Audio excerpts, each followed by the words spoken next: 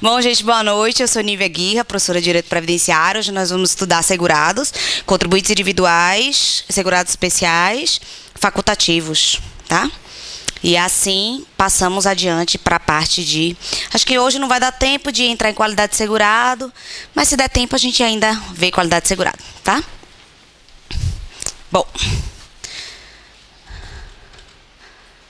Nós paramos em... Vimos segurado doméstico, não foi? Ficou faltando um pedacinho, a gente vai voltar. Vamos voltar para o doméstico. E, na verdade, o faxineiro é a diferenciação, né? Aqui. Eu esqueci do segurado avulso. Também é matéria de hoje, rapidinho. Bom. Então, como eu disse para vocês no nosso encontro passado, o trabalhador doméstico é aquele que tem as mesmas características do trabalhador urbano. O que diferencia não é o trabalho propriamente dito. Porque se você for comparar um trabalhador doméstico com um auxiliar de serviços gerais, as atividades são muito próximas. O que diferencia o trabalhador urbano auxiliar de serviços gerais, que é um segurado obrigatório ou empregado, é a finalidade econômica da atividade. Então, no caso do empregado doméstico, ele trabalha para a família, em ambiente doméstico, sem finalidade lucrativa. E aí há uma extensão, como a gente também falou no encontro passado, uma extensão do conceito de âmbito residencial. Porque a lei vai falar em âmbito residencial. E o que é âmbito residencial? Extensão do âmbito residencial fala disso. Existem lugares que são considerados âmbito residencial, mesmo que não sejam casa propriamente dita, a casa da família. Aí eu dei um exemplo para vocês, o carro da família. Então, o motorista particular, que tem como finalidade levar os filhos para a escola, a mulher para o trabalho, o marido para o trabalho, ele é um empregado doméstico. O motorista, o piloto do jatinho particular, que leva apenas a família para casa de Praiangra, para a casa em Ibiza, ele também é um empregado doméstico. Ele não atende à finalidade econômica. Ele não tem na sua atividade um conceito de lucro, um conceito de renda para a família, né? No máximo seria um conceito indireto, né? Ele evita que a família faça, mas aí a lei ela deixa bem claro que o conceito indireto não é aceito aqui. Se você entende que é feito apenas para a família, que o trabalho é prestado para a família, ele é doméstico, tá? Não seria, porque nenhuma pessoa tem uma casa que necessita de um empregado trabalhando, um eletricista trabalhando 100% do tempo na casa, full time. Entendeu? Você poderia aplicar isso ao copeiro, ao jardineiro, ao piscineiro. Quando você fala do eletricista, está muito mais próximo do contribuinte individual, que é aquele trabalho que não é contínuo. É aquele trabalho que é eventual. E aí a gente vai para a questão da faxineira. Depende. Se o faz tudo tem continuidade, ele então é um empregado doméstico. Porque a questão do o que ele trouxe? Ele trouxe a questão do eletricista. Mesmo que você more numa mansão, vamos imaginar que você mora numa casa extremamente sofisticada e grande. Alguém precisa de um empregado eletricista? É uma coisa meio estranha da gente imaginar, não é lógico. Um faz tudo ser um empregado doméstico. Se ele atua em âmbito residencial, porque a grande questão aqui, mais do que a atividade, é o âmbito residencial. Se ele trabalha para a família em âmbito residencial, ele será um empregado doméstico. Mas não se esqueçam que a gente está falando de empregado. Empregado. O fato de ser doméstico não tira dele a obrigatoriedade das 5 características. Vamos relembrar? Quais são as 5 características de todo e qualquer empregado, seja doméstico ou seja urbano? Tem que ser pessoa física, prestar serviço de maneira pessoal, ele prestar o serviço, de forma subordinada, concordam? Remunerado ou onerosamente, concordam? E continuadamente, de forma contínua, de forma não eventual, certo? Quando a gente fala de um eletricista, me dá uma ideia de uma eventualidade. Quando você chama um eletricista para sua casa, ele seria doméstico. Porque não depende da profissão. Se eu chamo um eletricista para ficar na minha casa, tomando conta das instalações elétricas da casa em que eu moro, em que eu desenvolvo minhas atividades de família, não minhas atividades profissionais, ou seja, a casa não é a empresa. Porque tem pessoas que fazem uma empresa embaixo, a casa em cima. Se esse eletricista trabalha na área da empresa, ele não é doméstico. Se ele trabalha na área da casa embaixo, digamos, no escritório embaixo, e também na casa em cima, o mais atrativo, puxa, ele vai ser urbano. Quando eu digo mais atrativo, para o direito do trabalho, e aí interfere no direito previdenciário, o que dá mais direitos é o que tem a atratividade pelo princípio da proteção. Então, se ele é doméstico em cima e urbano embaixo, ele vai ser considerado urbano em toda a jornada. Certo? Esclareceu? Beleza. É a questão do faxineiro. Quando eu boto de exceção, o que eu quero dizer com exceção? É que o faxineiro não se enquadra no conceito de domésticos, por várias características. Principalmente, a principal característica é a questão da continuidade. A Lei Complementar 150 tirou nossas dúvidas. Ela falou, acima, igual ou mais do que 3 dias é doméstico. Abaixo de 3 dias, não terá continuidade. Então, ela fixou um parâmetro objetivo de continuidade. Acima de 3 dias igual ou acima de 3 dias é contínuo, abaixo de 3 dias não é contínuo. Antigamente a gente não tinha isso. Na época da Lei 8.203, na época do Decreto 3048/99, o que definia se era contínuo ou não tinha a ver com dias na semana. Tinha a ver com a forma com que a atividade era prestada. Se era prestada 2 dias fixos na semana, com horário fixo, se a pessoa não podia se fazer substituir, isso era o que dizia. Hoje a gente não tem mais dúvida. Então a questão, ela vai vir na prova em relação a dias. Para você identificar se é um trabalhador segurado, obrigatório, empregado doméstico, ou, no caso do faxineiro, se é um contribuinte individual. O faxineiro é um contribuinte individual. E por que ele não é empregado doméstico? Ele não trabalha no âmbito residencial, não é pessoa física, não é oneroso, não é subordinado, é tudo isso. O que é que falta? Não é contínuo e pode não ser pessoal. Pode não ser pessoal. Às vezes o faxineiro se faz substituir. Manda minha prima que eu não vou poder ir. Acontece. Então você vai ter que ver na questão se ele está falando de todas as características. Se ele disser que tem 3 ou mais dias na semana, no âmbito residencial, para serviços de jardinagem, piscina, motorista, não interessa, mas no âmbito, ele vai ter que falar que é a família em âmbito ou em âmbito residencial, um ou outro. Vocês vão marcar como doméstico. Certo? Individual.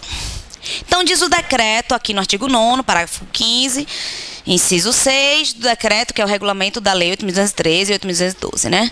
O trabalhador que presta serviço de natureza não contínua, a pessoa ou a família, no âmbito residencial dessa, sem fins lucrativos, em atividade de limpeza e conservação. Observe, não contínua. É aqui que ele tirou a característica de empregado. Não é empregado, porque é não contínua, tá? Se ele fizer botar esse artigo igualzinho e tirar o não, deixar contínuo, é empregado doméstico. E aqui eu coloquei exemplos como diaristas, pintores, eletricistas, escanadores. Isso porque eu parto do pressuposto que é muito difícil, muito raro, e é a chamada exceção que confirma a regra, que você não vai contratar um encanador como empregado doméstico, ou vai contratar um pintor como empregado doméstico, ou até o exemplo dele, um eletricista como empregado doméstico. Isso não é muito raro, tá? Talvez no Palácio do Planalto. Porque é palácio, né? Bom, trabalhador avulso. Se eu fizesse a prova, vocês já ouviram falar várias vezes, né? Se eu fizesse a prova, eu ia botar uma questão sobre avulso. Por quê? Para pegar os desavisados. As pessoas confundem o contribuinte individual com o trabalhador avulso. Não são a mesma coisa. O trabalhador avulso, apesar do nome avulso, não tem nada a ver com não ter carteira assinada, não tem nada a ver com não ter direitos, não tem nada a ver com o chamado, antigamente, autônomo, que hoje é o contribuinte individual. O trabalhador avulso tem os mesmos direitos do empregado. E quem diz isso na Nívea é a Constituição Federal, no artigo 7º. O artigo 7º da Constituição Federal vai dizer que há equiparação de direitos e garantias ao trabalhador avulso.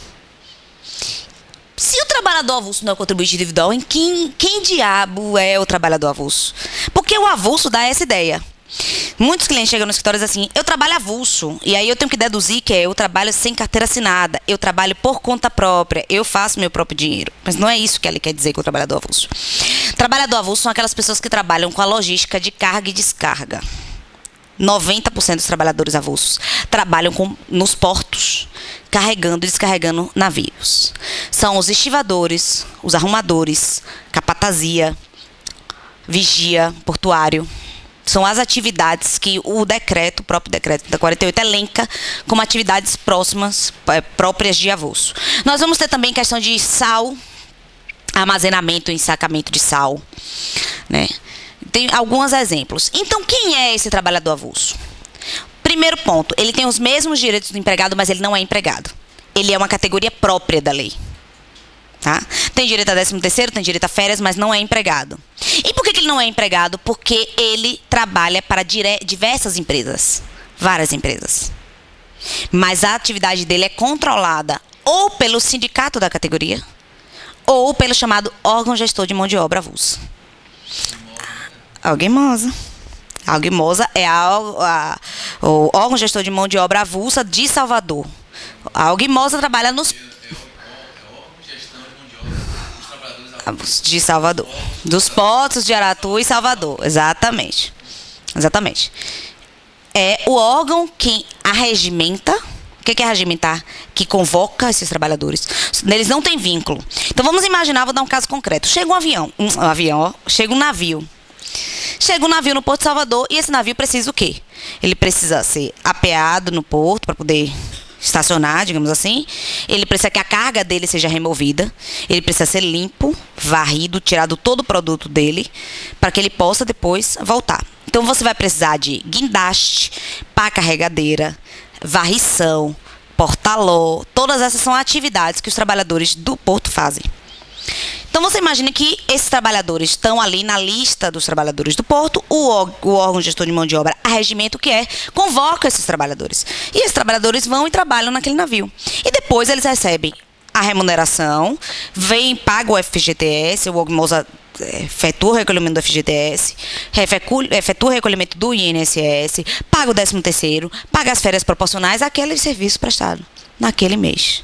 Mas eles não têm vínculo de emprego, nem com o órgão, nem com o navio. Tá? Então, eles prestam serviço sem vínculo de emprego a diversos empregadores, no caso, a diversos navios, sob a intermediação ou do sindicato da categoria ou do órgão gestor de mão de obra. É o conceito da Lei 8.212. Como trabalhador avulso, quem presta a diversas empresas sem vínculo empregatício, serviço de natureza urbana ou rural definidos no regulamento. E o que o regulamento diz? Como trabalhador avulso, aquele que é sindicalizado ou não, presta serviço de natureza urbana ou rural a diversas empresas sem vínculo empregatício, repetindo aqui o conceito da lei, com a intermediação obrigatória. Essa intermediação não é opcional. Você não vai conseguir chegar no porto e dizer, eu quero trabalhar e conseguir entrar no navio e trabalhar. É obrigatória a intermediação. Até porque é o órgão gestor que vai ser o responsável tributário de recolhimento de contribuição social, de pagamento desses trabalhadores, de recolhimento de FGTS, tá? Emissão de PPP, todos os documentos relativos àquela atividade, o órgão é que é responsável. O órgão gestor, o sindicato não? Depende. Por exemplo, no caso dos portos, a lei dos portos tirou essa competência do sindicato e outorgou ao órgão. Mas existem atividades, como por exemplo a extração de sal, que normalmente é o sindicato. Tá? No caso dos portos, é porque houve uma lei de organização dos portos. Tudo. Ele atua como se fosse a empresa, só que ele não tem vínculo de emprego. Nos termos da Lei 8.000, que é a lei que regula o trabalho avulso, ou do sindicato da categoria, Lei de Organização dos Portos, ou do sindicato da categoria assim considerados. Então, você vai ter casos em que é o sindicato e casos em que é o órgão gestor. Observem que não interessa para vocês saber qual caso é órgão gestor, qual caso é sindicato. A questão não vai querer que vocês saibam isso. Até porque cada estado é diferente, entendeu? O que ela vai querer que você saiba é que o trabalhador avulso não tem nada a ver com um contribuinte individual. Que o trabalhador avulso, ele sempre trabalha com a intermediação de alguém e que ele tem os mesmos direitos do segurado empregado. É isso que a prova vai querer de vocês. E aqui o regulamento vai trazer, pode cair na prova, como própria atividade. Tá? Porque é o decreto quem fala que atividades são essas de trabalhador avulso. Então ele diz, trabalhador que exerce atividade portuária, que era o que a gente estava falando, capatazia, estiva, conferência, conserto de carga, vigilância de embarcação e bloco, que chama operador de bloco. Trabalhador de estiva em mercadorias de qualquer natureza, inclusive carvão e minério. trabalhador em alvarenga, que são embarcações de carga e descarga de navio, amarrador de embarcação, ensacador de café, cacau, sal e similares, trabalhador na indústria de extração de sal, carregador de bagagem em porto, prático de barra em porto, guindasteiro, classificador, movimentador, empacotador de mercadorias e portos. Observem que a maioria das atividades são relativas a transporte de mercadoria, logística e porto. Essa é taxativa? Não. Por exemplo, aqui não tem portaló, e é uma atividade própria.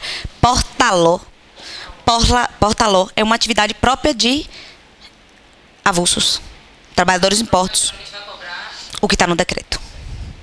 Tá? São atividades vinculadas à logística de mercadorias nos portos, em sua maioria. Tá? O que vai interessar mais do que a questão da exaustividade dessa lista. Será que o Horto abriu? Será que o Horto abriu? Mais do que a questão da exaustividade da lista, é a questão de que quem arregimenta é o órgão e o sindicato, esses trabalhadores como avulsos, tá? Não há nenhum benefício, nenhum serviço da Previdência Social que discrimine o avulso em relação ao empregado. Porque o próprio artigo 7º equipara os direitos. Então não pode. Todos os benefícios que o empregado tem direito, o avulso também tem. Inclusive a aposentadoria especial, que é o benefício que o contribuinte individual não vai ter direito. Entendeu? O segurado especial também não. Tá? Só o contribuinte individual cooperativado vai ter direito. A gente vai falar com mais detalhes à frente. Então, observem que o avulso é uma espécie bem restrita, uma espécie bem específica, né? Já o contribuinte individual é o oposto do avulso. O que eu digo do contribuinte individual é que essa lista não tem nada de taxativa. Ela é pura e meramente exemplificativa. Na verdade, o que a lei devia ter previsto era não trazer isso aqui e falasse apenas assim: todas as pessoas que exercem atividade econômica que não sejam empregados, domésticos, avulsos e segurados especiais e que exerçam atividade lícita como pessoas físicas serão contribuintes individuais. Porque é assim que funciona. Se você não se enquadra nas outras categorias, você é automaticamente um contribuinte individual, se você exercer atividade econômica. Porque se você não exerce atividade econômica e não está abrangido por nenhum outro regime, você vai ser facultativo. Certo? Então, diz, o histórico é que era chamado de autônomo. Já ouviram falar? Antigamente, os contribuintes individuais eram chamados de autônomos. Que era, basicamente, qual era o conceito de autônomo? A pessoa que presta serviço sem vínculo de emprego a mais de uma pessoa ou não, mas que assume os riscos da sua atividade econômica. Então, você assume os riscos do seu empreendimento dar certo, de não dar errado. Você atua por conta própria, tá? E não com o empregador ou com o sindicato lhe regimentando ou com o órgão gestor lhe controlando, né? A diferença entre o contribuinte individual e o segurado especial é que o contribuinte individual não trabalha em regime de economia familiar. O segurado especial também trabalha por conta própria, porém, exclusivamente naquelas atividades previstas do segurado especial, que é atividade rural, extração vegetal e pesca. O contribuinte individual não, atua em todas as áreas, né? Urbanas ou rurais. Você vai ter contribuinte individual em área rural. Alguém tem um exemplo? O vaqueiro. O vaqueiro é tipicamente um contribuinte individual de área rural. Por quê? Porque ele trabalha em uma fazenda, ele trabalha em outra, todas ele trabalha por conta própria. Ele resgata o gado que desgarrou, ele vai, recolhe o gado em uma, depois sai, recolhe o gado em outra. É uma atividade pura de contribuinte individual, certo? Não é empregado de ninguém, atua por conta própria. Então, o contribuinte individual era o trabalhador autônomo. Havia uma série de restrições em relação à contribuição. Antigamente, você não podia ser contribuinte individual e já começar pagando no teto. Hoje, se você recebe uma remuneração próxima do teto, você já pode fazer sua primeira contribuição como contribuinte individual no teto. Não há limite para isso. Antigamente não, antigamente você tinha a chamada escala do salário base. Você tinha que obrigatoriamente começar recolhendo 1 e ir evoluindo na escala até chegar na escala 10, quando você pudesse contribuir de acordo com os anos de contribuição. Isso era uma anacronia, né? Porque o fato do tempo de contribuição não diz nada em relação ao valor de contribuição. Isso fazia com que o contribuinte individual fosse prejudicado, porque tinha que contribuir nos valores pequenos, mas também prejudicava o erário. Porque ele podia estar contribuindo solidariamente para o sistema em um valor muito melhor e não estava. Então, acabou isso. Nós, a partir da Lei 8.212, nós tivemos essa alteração e ela ainda foi alterada novamente em 99, excluindo-se de vez a questão da tabela de contribuição. Então, na prova, o que vai cair para vocês é o que está em vigor hoje. E o que está em vigor hoje? A pessoa, o contribuinte individual, contribui de acordo com o que recebe, respeitando 2 limites, o mínimo e o máximo. Não pode contribuir acima do máximo, não pode contribuir abaixo do mínimo. Tá? Então, quem é? A Lei 8.212 vai trazer exemplos, como eu falei para vocês, porque não é exaustivo. Pessoa física, proprietário ou não, sempre pessoa física, nós já vimos que não tem segurado pessoa jurídica, só contribuinte.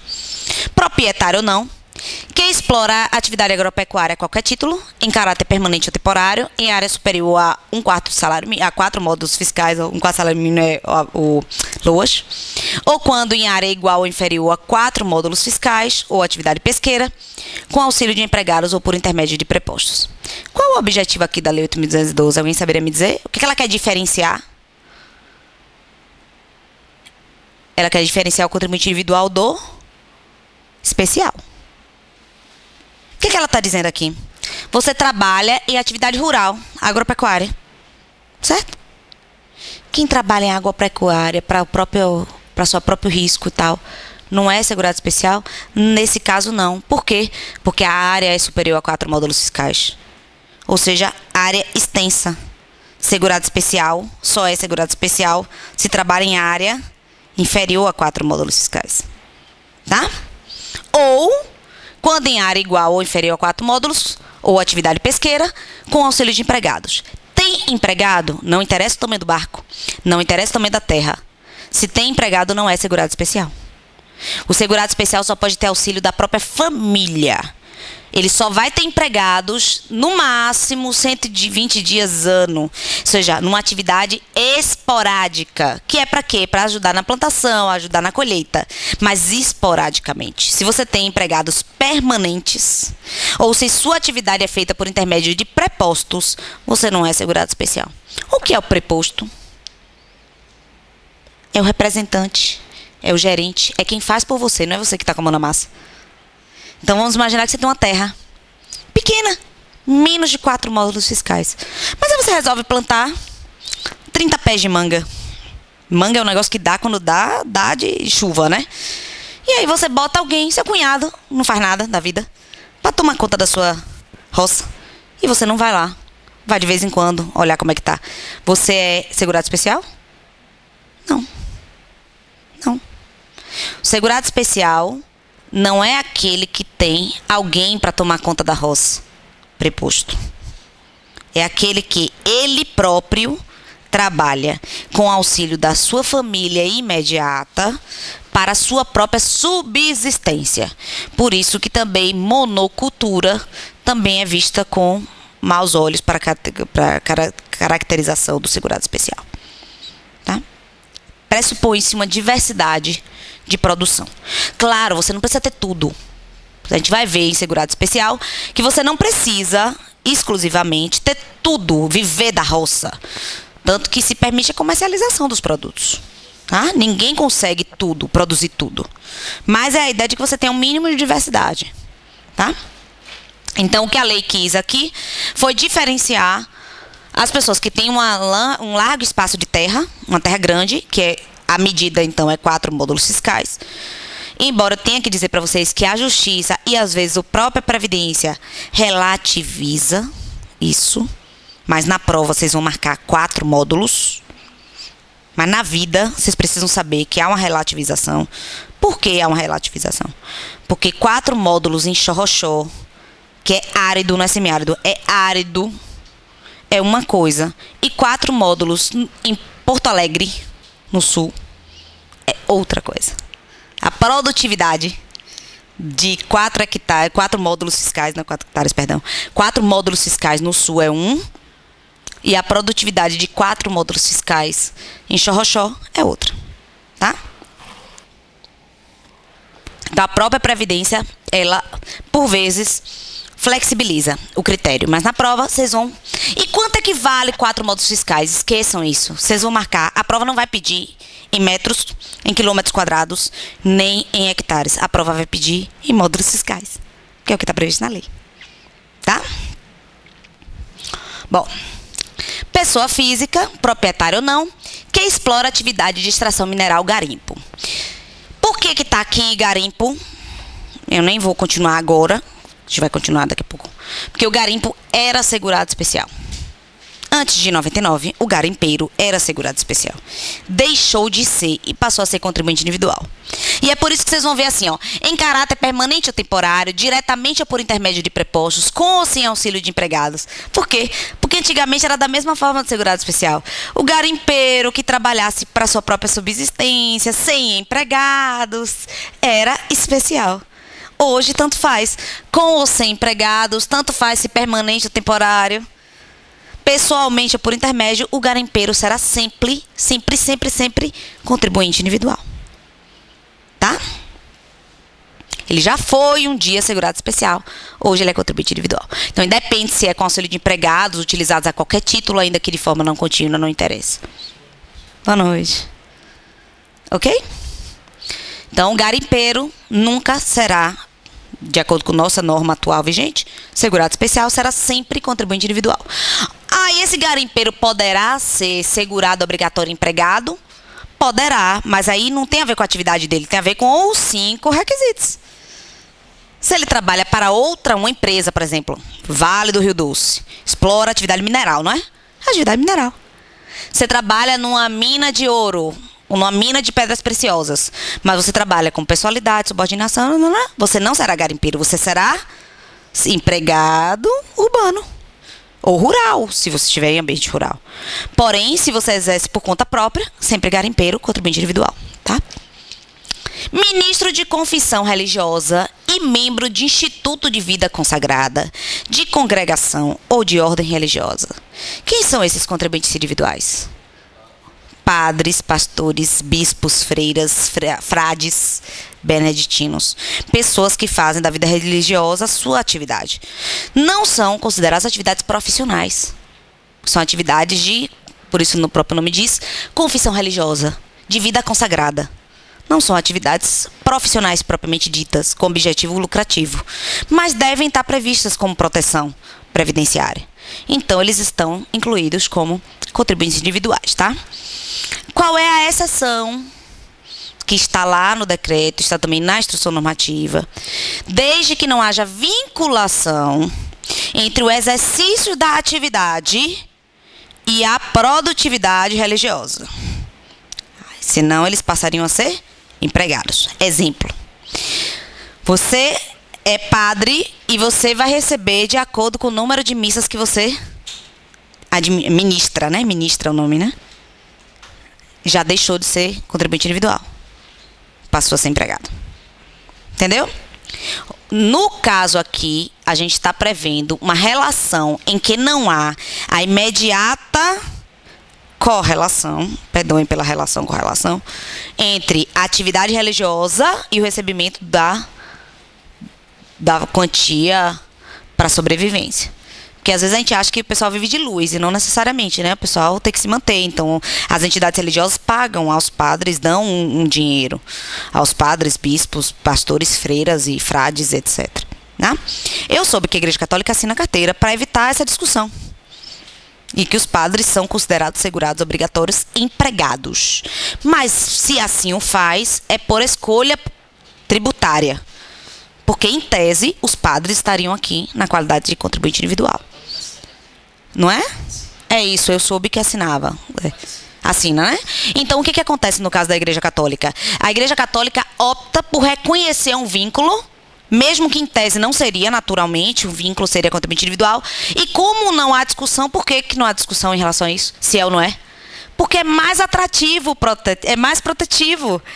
Como o vínculo de emprego é mais atrativo, não vai se discutir. Só se vai discutir se fosse o contrário. Se fosse empregado e não houvesse o reconhecimento desse vínculo de emprego. Aí haveria todo interesse tributário e trabalhista de se reconhecer. Certo, gente? Ficou claro? O brasileiro civil, os casos do exterior. Lembra quando a gente viu vários casos do exterior? Vamos entrar um pouquinho no caso do exterior. Brasileiro civil que trabalha no exterior para organismo oficial internacional do qual o Brasil é membro efetivo, ainda que lá domiciliado e contratado, salvo quando coberto por regime próprio de previdência. Observe o seguinte, ele é um brasileiro, porém ele trabalha fora do Brasil.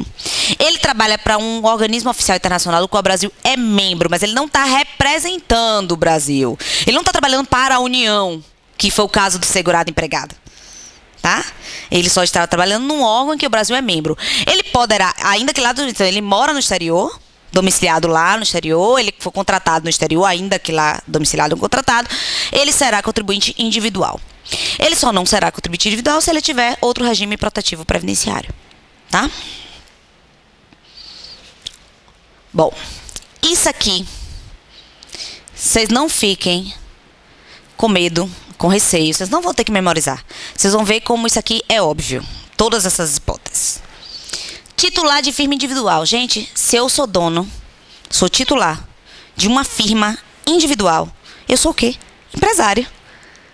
Empresário é empregado? Não. Então, empresário é contribuinte individual. Diretor não empregado. Se a lei está falando que é não empregado, vocês não vão discutir, concorda? Se a questão diz assim, não empregado, gerente não empregado, diretor não empregado, supervisão não empregado, vocês vão discutir? Não empregado é não empregado. Então, ele é contribuinte individual. Membro de conselho de administração de sociedade anônima, não é tão óbvio, mas vocês podem imaginar que um membro do conselho que toma as decisões da sociedade anônima não é empregado da sociedade anônima. Sócio solidário, sócio, toda vez que vocês ouvirem sócio, não é empregado. Não é avulso. Avulso vai estar sempre por intermediação de sindicato e órgão gestor. Toda questão de avulso vai trazer essa informação. Não trabalha em ambiente rural. Não trabalha com pessoalidade de subordinação. É sócio, é dono da empresa. Então vai ser contribuinte individual. E aqui ele traz um monte de sócio. Sócio solidário, sócio de indústria, sócio gerente, sócio cotista. Não interessa. Não. Não. Você está falando do titular, você não está falando da pessoa jurídica? Observe, o titular, o sócio. Não existe sócio pessoa jurídica, sócio é pessoa física. É o dono da empresa, a pessoa física. Quando você fala do titular de firma individual, você não está falando firma individual. Se a lei trouxesse firma individual, você está falando de pessoa jurídica. A lei está falando titular da firma individual. Tá? O sócio é a pessoa física que tem um pedaço da empresa. Nunca a pessoa jurídica. Tá? Então, o sócio solidário. Esses tipos de sócios são previsões de direito comercial. Tá? Você pode ter empresas, você faz uma empresa, por exemplo, de lucro, de trabalho e capital, e você vai ter sócio vinculado ao trabalho e sócio vinculado ao capital. É uma espécie de contrato social da empresa, que não nos interessa estudar, não é da nossa edital. O que nos interessa saber é que todo sócio, ele é o quê? Dono. E todo dono não é empregado. Ou você é dono ou você é empregado. Se você não é empregado, você é contribuinte individual. Tá? Sócio cotista que receba a remuneração decorrente do trabalho. E aí a gente vai fazer uma exceção. Eu falei, todo sócio é contribuinte individual, mas não é todo sócio puramente dito. Por quê? Porque lucro, gente, não é tributável. Vocês sabiam disso. Lucro propriamente dito não é tributável. Então, lucro não torna você, é igual aluguel. Aluguel não lhe torna segurado. Lucro não lhe torna segurado. O que lhe torna segurado é trabalho. Quando eu falo de você exercer uma atividade econômica, no primeiro dia de aula aqui eu falei, não é a atividade econômica de ter renda, não é a atividade econômica de ser herdeiro, também não é a atividade econômica de ser sócio de uma empresa na qual você não trabalha. Isso não lhe faz segurado. O que lhe faz segurado é o seu trabalho. Se você é um sócio que trabalha e que recebe remuneração decorrente do trabalho, você é segurado obrigatório contribuinte individual. Se você é um sócio que só recebe os lucros, você é o quê? Nada. Nada. Facultativo se você quiser. Porque facultativo já diz o nome, né? É facultativo, não é obrigatório. Você só é se você quiser. Se você não quiser, você não é segurado. Diga. Ficou claro? O sócio, ele nunca vai ser empregado. Isso independentemente dele trabalhar ou não. Nunca. Mas o sócio poderá ou não ser contribuinte individual. Ele será contribuinte individual se ele trabalhar para a própria empresa na qual ele é sócio. Se ele não trabalha na própria empresa da qual ele é sócio, ele não é segurado. Porque ele só recebe lucro. E lucro nunca é tributável. Nem tributável para as contribuições sociais da Previdência Social, nem para imposto de renda, nem para nada disso. Certo?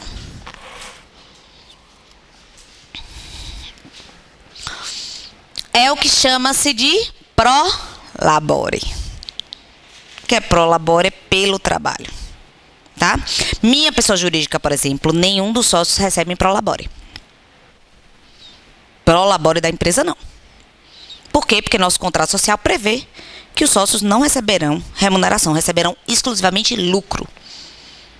Tá? É uma escolha do contrato social da empresa. Os sócios podem contribuir? Podem. Se eles prestam serviços avulsos, ou seja, quando eu chamo de avulso aqui, não confundam com um segurado avulso. Se eles prestam serviço como contribuinte individual, atividades, que é o que a gente faz, cada um recolhe como contribuinte individual, mas não vinculado à pessoa jurídica. E se não estiver prestando, não, olha, eu vou viver do lucro da empresa, então você vai contribuir como facultativo, se quiser. Ficou claro? Aí, no caso, nenhum dos sócios trabalha na empresa. Você trabalha, mas não recebe pro labore, só recebe lucro. Porque aí não está vinculada a atividade de trabalho com a atividade de lucro. São duas coisas diferentes. Você pode até trabalhar na empresa, mas você não recebe pelo trabalho, você só recebe lucro. Por que você trabalha, então? Para dar lucro. Para você receber o lucro. Entendeu? Que no seu caso são seus dividendos. Em empresa urbana ou rural, e aí tanto faz. Associado eleito em cargos de direção de cooperativa. Os associados eleitos para cargos de gestão de cooperativa, cargos de gestão de sindicato, não tem vínculo de emprego com o sindicato, com a cooperativa, com a associação de classe. Certo? Porém, se eles recebem do sindicato, se eles recebem da cooperativa, se eles recebem da associação de classe, eles serão contribuintes individuais. Tá? Bem como síndico ou administrador eleito para exercer atividade de direção condominial, desde que recebeu a remuneração. Condomínio é a mesma coisa. Você tem um síndico eleito para o condomínio. Se esse síndico recebe contribuição, ele é contribuinte individual. E o condomínio deve recolher a remuneração que é pago a ele, recolher a contribuição social sobre o valor que é pago a ele. Tá? Mas se ele não recebe nada, síndico voluntário recebe exclusivamente um ressarcimento de custo do que ele gasta. Então, se ele pega um táxi para ir no banco, ele pega a nota, entrega o condomínio ressarce. Entendeu? Isso ele não está recebendo remuneração. Então, ele é o quê? Nada. Ele não é contribuinte. Ele não é segurado. Aí é que entra a polêmica. Porque o que se entende como remuneração, ela é direta ou indireta. Deixar de pagar é remunerar. Tá? Então, a única coisa que a gente tiraria aqui seria um ressarcimento de custo. Então, mas todo o ressarcimento de custo está vinculado com prova da despesa. Se você tem que provar a despesa. Quem presta serviço de natureza urbana ou rural em caráter eventual? Ligaram o que ele quer dizer? Hã? Uma ou mais empresas em relação de emprego, mas aqui caráter eventual. É porque é o seguinte, eu falei, são 5 características do empregado, concorda? Tirou uma, acabou, já é contribuinte individual. Tirou uma, já é contribuinte individual. Ele nem precisava dizer se em relação de emprego aqui. Só o fato dele dizer que o caráter é eventual já é sem relação de emprego. Não existe relação de emprego com prestação de serviço não eventual. Entenderam? E aqui tanto faz uma ou mais empresas. Nós não podemos esquecer que existe vínculo de empresas com uma ou mais empresas. Lembra que exclusividade não é critério de relação de emprego? Então, esse uma ou mais empresas não tira a natureza. O que tira a natureza é isso aqui. E isso aqui, na verdade, está corroborando com isso aqui. Por isso que eu parei a frase aqui, porque para mim, na verdade, só interessa até aqui. Isso aqui tudo é acessório. Tá? Pessoa física que exerce por conta própria atividade econômica de natureza urbana com fim lucrativo ou não. Qual é a outra que esclarece pra gente isso aqui? Por conta própria. O que é por conta própria? Sem subordinação. Sem subordinação. Você arca com os riscos do seu próprio negócio. Isso é que quer dizer por conta própria. Perceberam que não precisa decorar? É lógica, tá? Acabou. Então, se não tá aí, não é segurado especial? Não. Exerceu atividade econômica, é pessoa física. Exerceu atividade econômica. Essa atividade é lícita, decorre do seu trabalho, você é segurado. Porém, se não é subordinada, ou não é se não é subordinada, ou não é pessoal, ou não é contínua, você poderá ser contribuinte individual ou empregado. Nesse caso, que não é contribuinte individual. Se for, empregado. Tá? E se for tudo isso em ambiente residencial, doméstico.